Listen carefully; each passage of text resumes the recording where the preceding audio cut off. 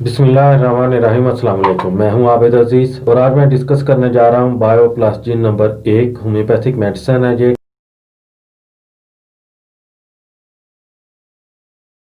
खून की कमी के लिए इस्तेमाल की जाती है।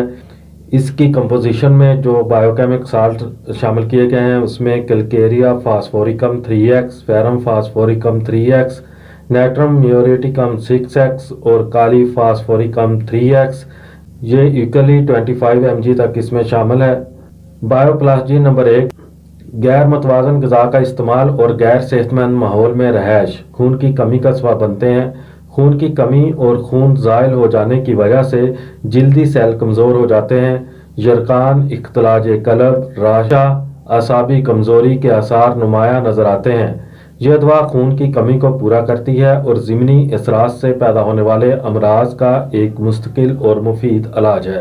इसकी खुराक कुछ इस तरह से है कि बड़ों के लिए 4 गोलियां और बच्चों के लिए 2 गोलियां हर 3 घंटे के वक्फे से दिन में 4 मरतबा इसको इस्तेमाल किया जा सकता है।